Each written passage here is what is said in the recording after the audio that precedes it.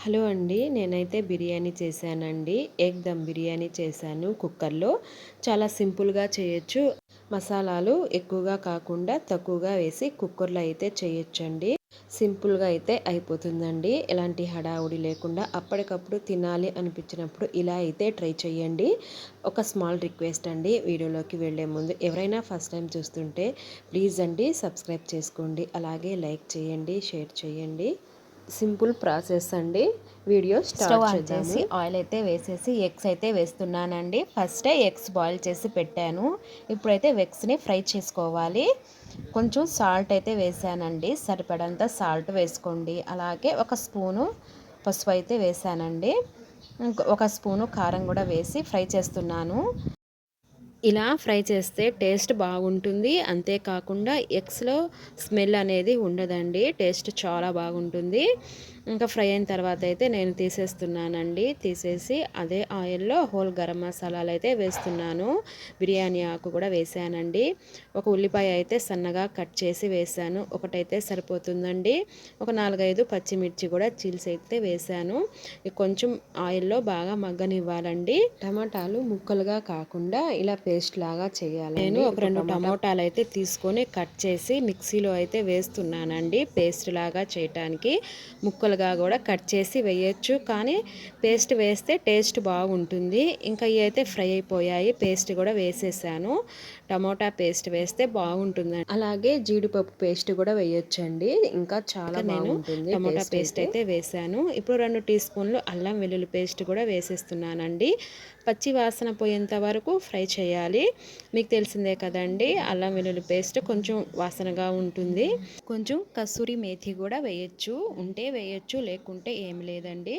అలాగే కొత్తిమీర పుదీనా కూడా సన్నగా కట్ చేసి వేయాలి. టేస్ట్ బాగుంటుంది కసూరి మేథి వేస్తే. ఇంకా ఒక అర టీ స్పూన్ పసుపు, 2 టీ స్పూన్లు కారం అయితే వేస్తున్నానండి. గరం మసాలా, బిర్యానీ మసాలా, ధనియాల పొడి కూడా వేసానండి. వీడియో అయితే స్లిప్ అయిపోయింది. ఇవన్నీ మసాలాలు వేసి ఒకసారి అయితే బాగా ఫ్రై చేయాలి. ఇలా ఫ్రై అయిన తర్వాత ఎగ్స్ని అయితే వేసేస్తున్నానండి. వేసి మసాలాలు బాగా పట్టేటట్టు కొంచెం ఫ్రై చేయాలి. ఒక 2-3 నిమిషాలు అయితే ఫ్రై చేయాలండి. ఇలా ఫ్రై అయిన తర్వాత అయితే మళ్ళీ ఎగ్స్ని తీసేసేయాలి. ఇలా ఒక 5 నిమిషాలు ఫ్రై చేసిన తర్వాత ఎగ్స్ని తీసేసేయాలండి. చూడండి, ఇలా మసాలాలో ఫ్రై చేసుకుంటే ఎగ్స్ చాలా బాగుంటాయండి. అందుకని నేనైతే ఇలా ఫ్రై చేసి తీసేసాను. ఇప్పుడే నీళ్ళైతే వేస్తున్నానండి. 2 గ్లాసులు బియ్యం తీసుకున్నాను. ఒక 2:30 నీళ్ళైతే వేస్తున్నాను. కుక్కర్లో కొంచెం తక్కువగా పడతాయి నీళ్ళు. మామూలుగా అయితే 3 గ్లాసులు వేసుకోవాలి.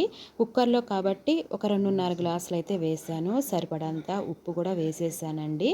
వేసి మూత పెట్టకుండా నీళ్ళైతే కొంచెం మరగనివ్వాలండి. మరిగిన తర్వాత అయితే బియ్యం వేస్తున్నాను. బియ్యం ఫస్టే కడిగి నానబెట్టానండి. కుక్కర్లో వండాలంటే ఈ విధంగా ట్రై చేయండి. మొత్తం కలిపి పెట్టేస్తే అన్నం ముద్దలాగా ఉంటుంది. అంతేకాకుండా పొడి పొడిగా కూడా ఉండదండి.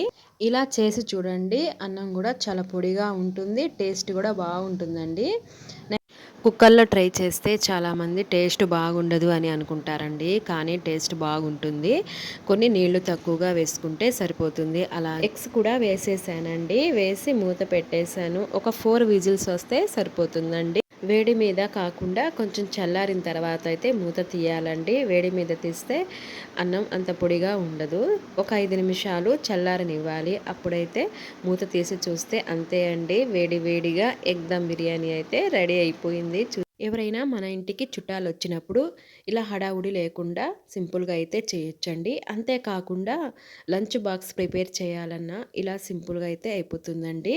ఇలా మసాలాలు అన్నీ వేసే అవసరం కూడా లేదండి. కొన్ని మసాలాలతో అయితే సింపుల్గా చేయొచ్చండి. ఇంకా టేస్ట్ అయితే చూడాలి కదండి, అందుకని నేనైతే ఫస్ట్ ట్రై చేస్తున్నాను.